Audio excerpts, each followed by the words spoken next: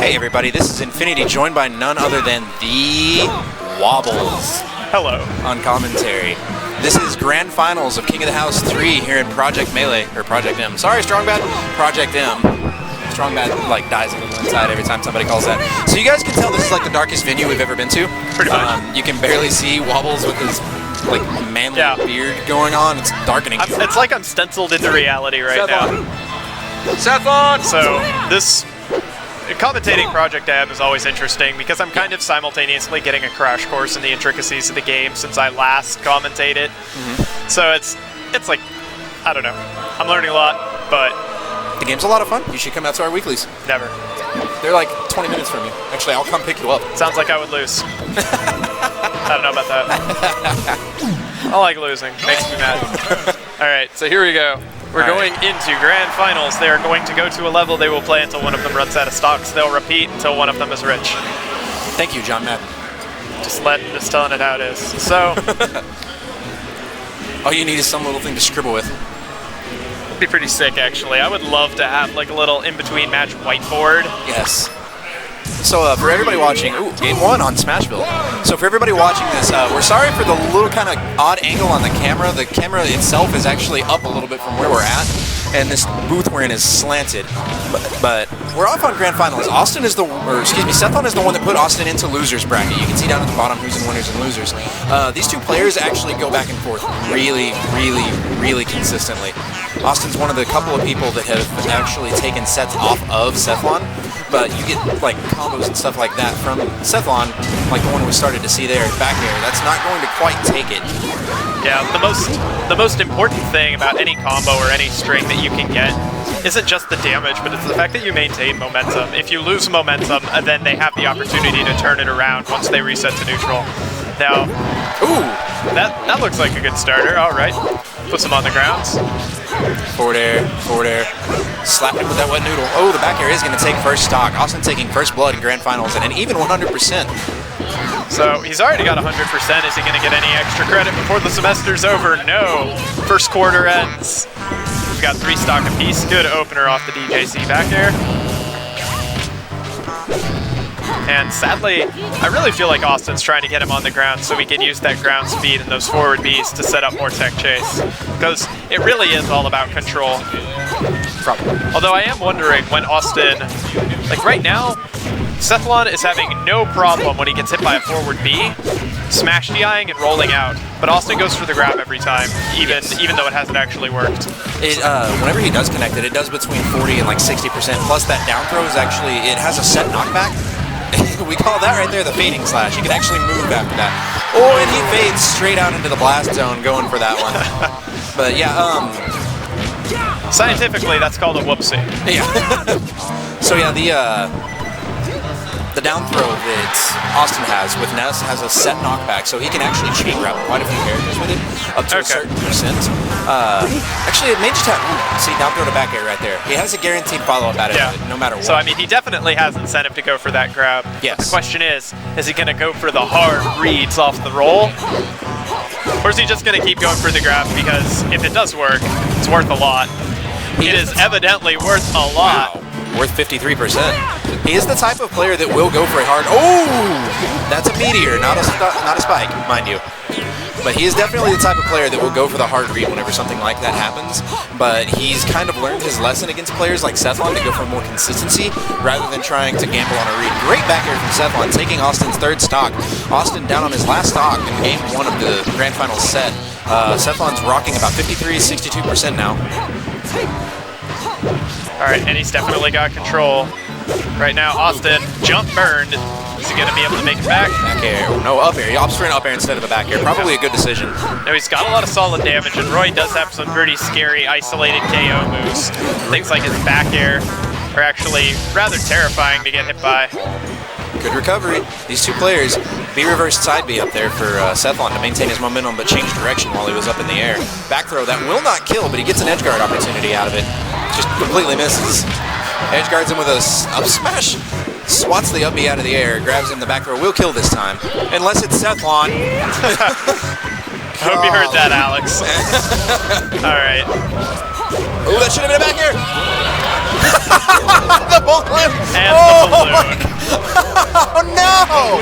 All right. Oh my god. If you're ever losing to Ness, take him to the circus. That's a tough one to swallow. Oh my god, that was terrible. Ow, man, that's gotta... Oh. I don't know, Austin's laughing about it though. Yeah. And that's what you're gonna get when you have people who play each other all the time. He's definitely a cool guy, and he's always been the type of person to just kind of play it off whenever he loses or something like that. He's never been the salty type.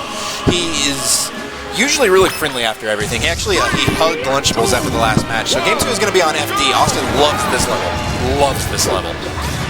I want to say this is like his favorite out of the starters because of this right here. So he's looking like a new wave Sheik right now. Yeah, kind of. All right, we have no jump from Sethlon right there. We've got good setup. Didn't see the Ring of Death. I don't know why he would have jumped out of that though. Ooh, goes for a down air and doesn't quite get the pressure off of it. Down forward throw to dash attack. Neutral position right now. They trade hits. Almost a poor trade for Austin. Whoa, Flare Blade. Misses the second Flare Blade. Not able to convert it off the ledge hop. Wow! Right. Pretty confident string coming out from Sethlon right there. He's so good at this game, Wobbles. He's so good. He just, every once in a while, things just happen. We were talking earlier. He has a really strong ledge game because of how good of a wave land onto the stage Roy has. He can wave land onto the stage and still be invincible when he starts a grab or starts a down smash. So he's that's always a handy tool to have. It's really handy in Melee. And so we were talking about that earlier, joking around how he great Flare Blade to take Austin's second stock. Maybe this counter pick isn't working out so well for him. I mean, the moment Sethlon gets him on the ground, that Roy ground speed and those non-noodle blades that he has now as opposed to Melee, like he's able to get a lot going off of just individual openings. Yep. Just keep Austin lower to the ground so that he can keep up with the fast falling. Yep. Just keep him low, poke him. That's a forward tilt, if I'm not mistaken. There's his best aerial finisher, it looks like. Besides back here, I suppose. So what we were joking around about earlier was how Sethlon's made like a dark pact with some sort of pity that he has an amazing ledge game, but every once in a while it just kind of wants some of his stocks. And one of those times happened to be against Armada and NSK Tark Green because he, that forward smash, 3 stocks to 1. That's pretty hurty. Wow. I imagine this matchup, I posted a picture in one of our Facebook groups. I imagine this matchup, if you've ever seen Terminator 2, the part where the Terminator is walking through the fire. I can just imagine this matchup where Sethlon is the Terminator, just walking through the fire to get to Austin. Alright, we've got no jump from Austin.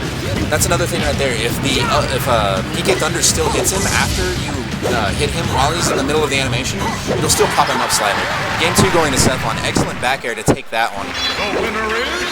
Man, Austin's going to be hard pressed. He's not... This is not a very strong show from Austin. Something I was thinking about at the start of that FD match, I was commentating on it when Austin was fighting Lunchables.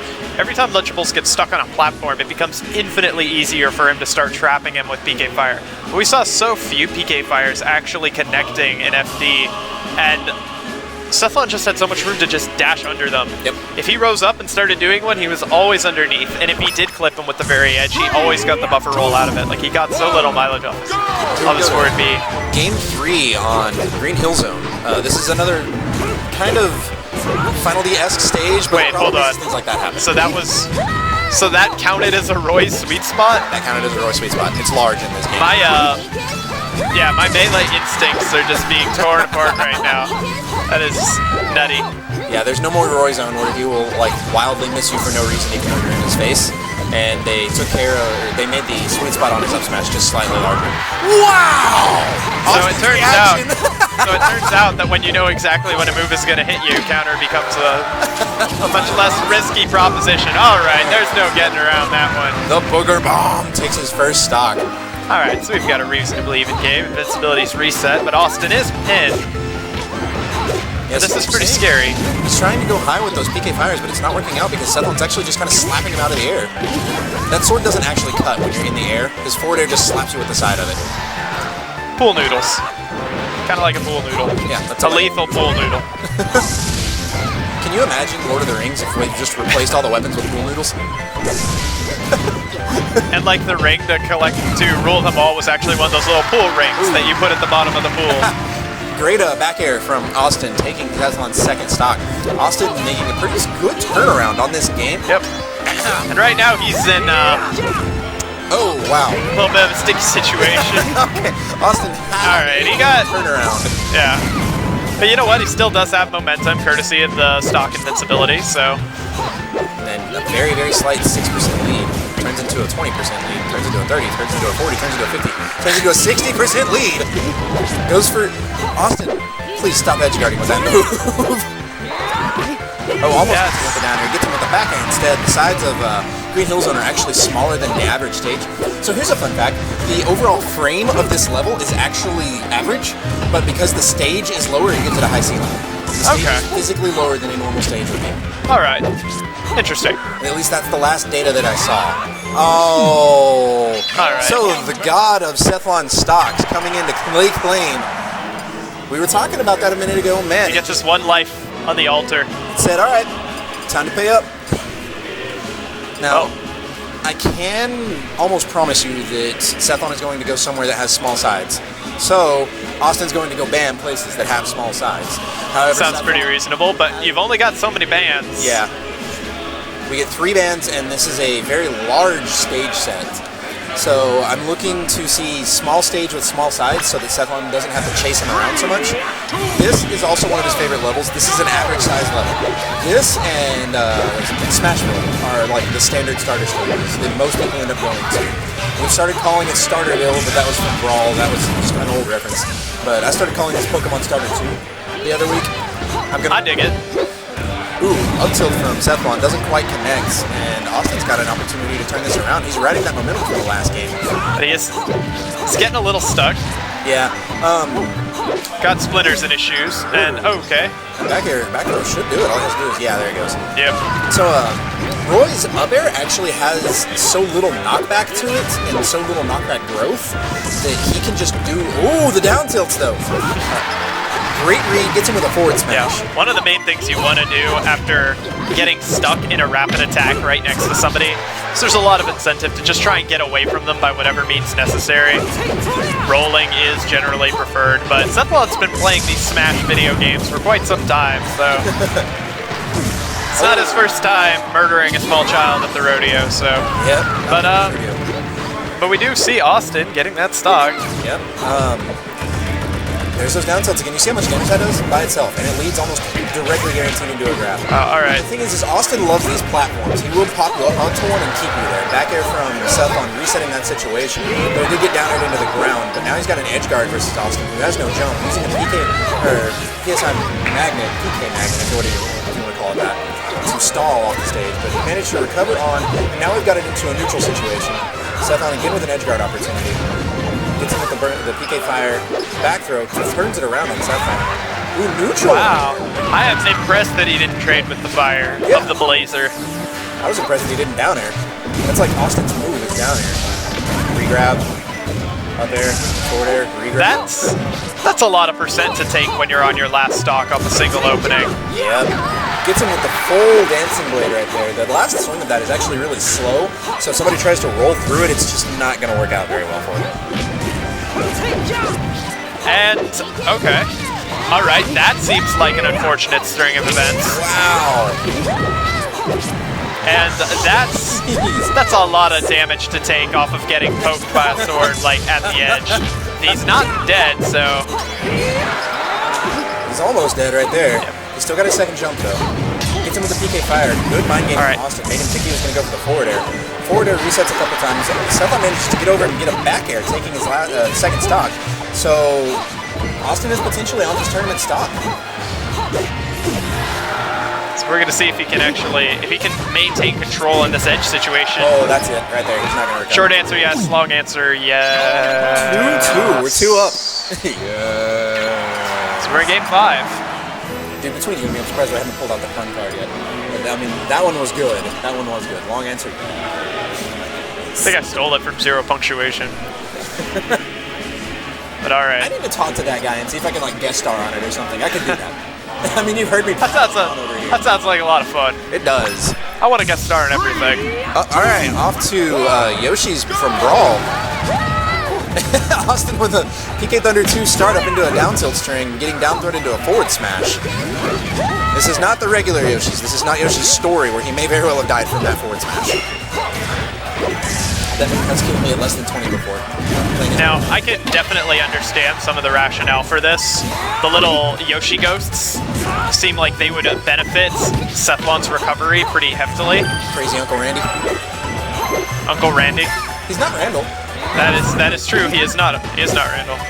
So I call him Crazy Uncle Randy because he decides when he wants to pop up and come out and do something. So you're kind of playing the game on his terms.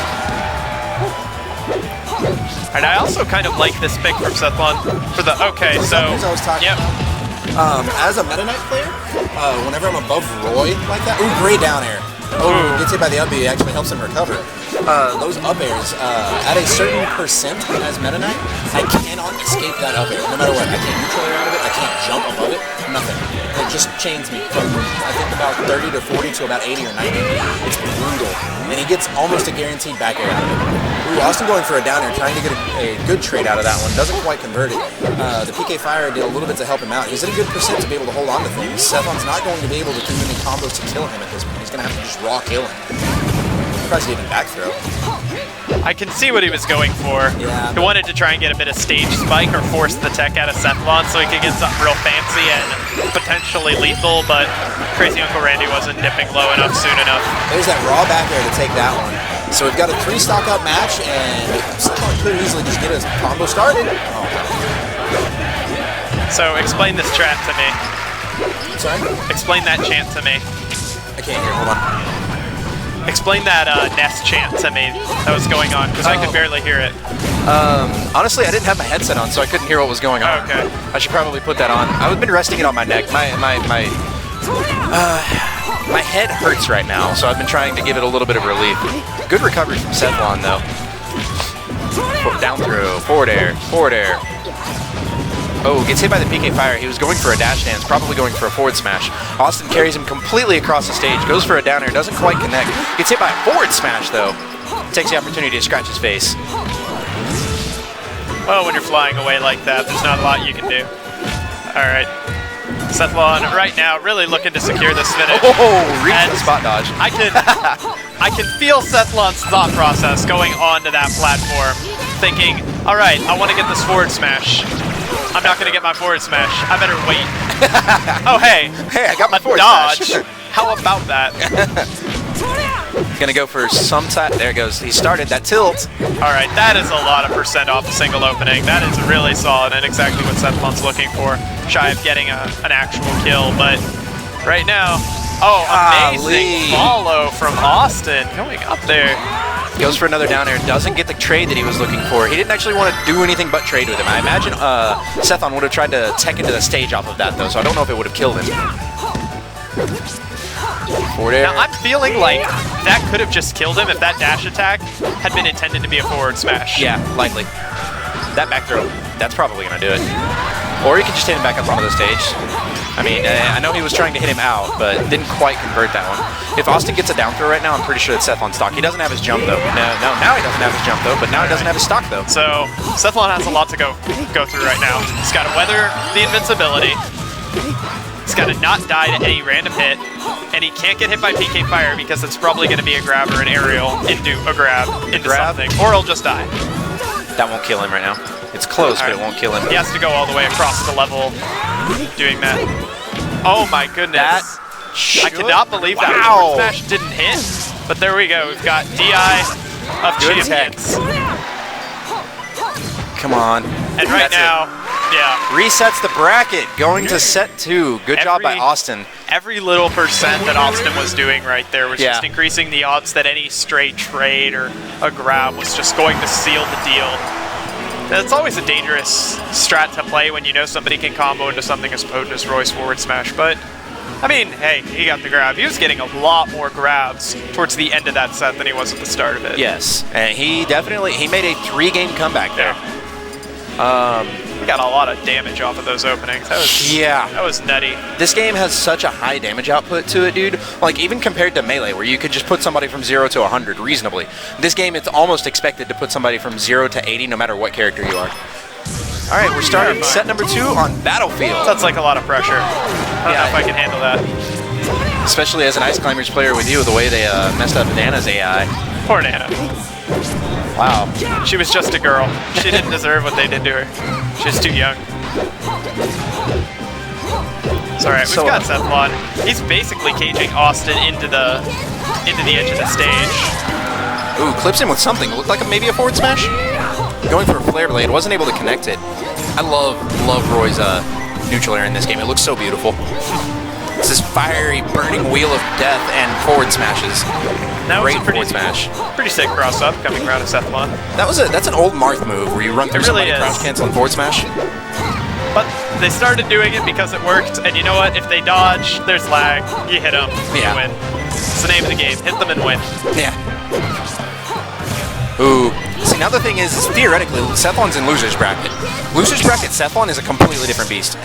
Wow, great job by Awestin to turn that around on him. Manages to actually aim it while it's not even on the screen.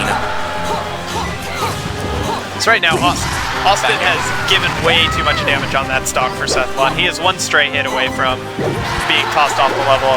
Yeah. If Sethlon manages to convert, like, either even a forward tilt might do it at this point. Alright, so I was going to say, earning the jump there was extremely critical, but the fact that Awestin went for that sweet spot and got it was pretty impressive. Yeah, there's those down tilts.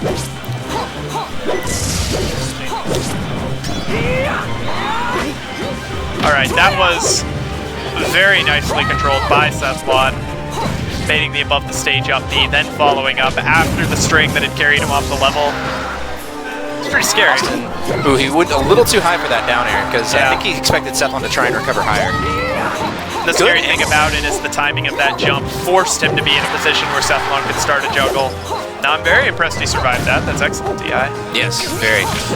You may not know this. Awestin took Mewtwo King to Game 3 last stock, last hit, and had a very good lead over him.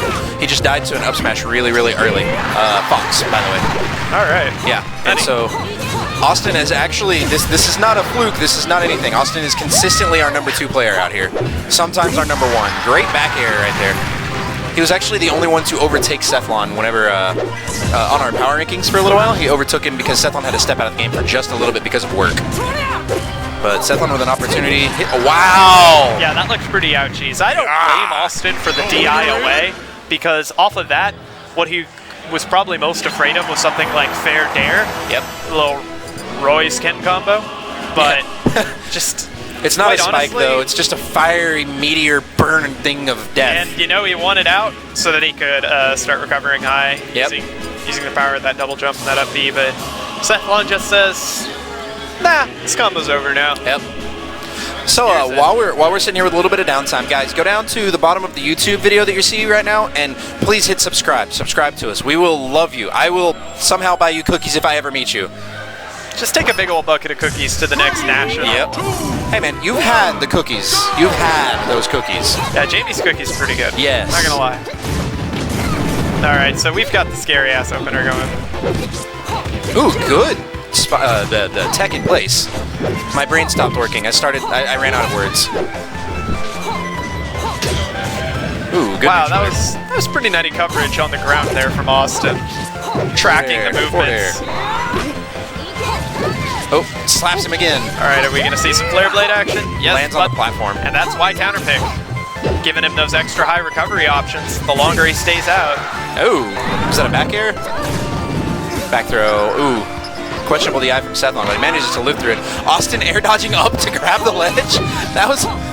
This guy. You know, because why not? Because why not? First stock does go to Sethlon even on Austin's counterpick. And... Alright, that's one way to do it. So, for those of you who heard the sound, the home run bat sound, Ness's bat has a tipper in this game. It is comparable to Marth's tipper. If he hits you with a tippered forward smash, then that is how you end a combo. Wow. You looked away and Awestin was dead. I went to high five Luck. Luck, you deprived me! Nothing, keep going. Luck looked up and went, what? Oh, wow, this game is so back and forth. Yeah, Sethlon dipping a little extra low, presumably to dodge the Nest down air, but just a bit too deep to actually make it back with the zone up B. Alright, that's pretty terrifying position to be in as Awestin. Oh. And he gets the turnaround call, but that slightly delayed roll. Yep. Manages to avoid that hit. Oh, goes for the down air, not able to connect. Sethlon goes for the down air, connects, but hits him with the sour spot. Hits him with the sweet spot on the back air, sends him the other direction. Good DI from Awestin, manages to live through it. Oh, okay. Power shield for PK Fire. What's yours is mine. He did it again. And I do love, oh my gosh, Austin's reactions right there when he heard that little thunk. I know. And he just dash dance away. He's like, no, not today. I know you've got the burn tag on, but... Don't burn the child. What was fun was watching Lunchables and Awestin play each other. Two little kids actually fighting. That's both in real life and in the game, by the way. You should see some of Austin's Facebook posts. That man's one of the most random. So, down air just killed off the side. That does that. It is known. Okay, Awestin, you've dug a little too greedily and too deep. Yep, Awestin down game 2. Let's see if he can make another 3-game comeback to turn it around on Sethlon again. Are we going to be here for another 20 minutes? For the little overlay, we need to make it say Sethlon L. Well, actually, the reason that I'm leaving that is because he came from the winner's bracket. Okay. I do have the Grand Final Set 2 up there so people can see what's going on. Good enough. Technically speaking, yes, but this way, if people zoom into the end of the video, they see who comes from winner's bracket. Okay. It's a personal preference, but I understand it's kind of out of the norm. All right, so we've got Awestin on his FD pick. Oh, okay. See, this is loser's bracket, Sethlon. Wow! That up-angled forward tilt. Golly, that went far. Up-angled tilt is like one of the coolest anti-air technologies in the game. I'm not even going to talk about that. That was silliness personified. That was also silly, but yeah, again, my melee instinct's getting perforated here. Just, I see someone up being the wrong way, and unless it's one of 2 characters, I think, oh, I'm so sorry, Sethlon, but he gets to grab it. You know, they fixed that. I'll say I like that. Ooh, pivot grab from Sethlon. That was not a melee pivot grab. Wow. Awestin throwing out some... Apparently we have 2 gentlemen outplaying each other just repeatedly on the main stage. Oh my goodness.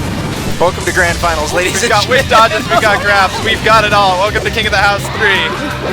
And oh no! Awestin laughing it off. Says, it's too powerful. For breakfast, it looks like Sethlon had Dunkin' Donuts. He's taking him down. There's the counter. This has been rapid fire. Oh, hey, rapid fire. It's hilarious. It is hilarious. Get it, fire. Roy has to fire. And every percent he's taking is just making it that much harder for the comeback. Oh, God. Stray hits, trades, like Awestin can't afford a single one of them anymore because each one can spell his doom. Yeah, he almost died off the top to that down air, which is a very real thing. I mean, he ain't giving up. You never give up. Woo! That's... I hate to see the Waveland whiff and get that to succeed. Yep, that's it right there. Sethlon taking it 3-0 over Awestin at the end of King of the House 3. I hate to see the Waveland whiff. Oh, there's the hug. But it's worth it to see a full PK Flash connect. So. Yeah, definitely. All good. Say he intimidated him. But it wasn't enough intimidation. Sethlon burning down the house. Yep. Taking it. All right. Thank you, everybody, for tuning in. Please go down to the bottom of the YouTube video you're watching right now and hit the subscribe button to subscribe to Tourney Locator to see more videos like this. Let's see if we're actually doing Melee. Nope, we're cutting this off. All right, and thanks for watching.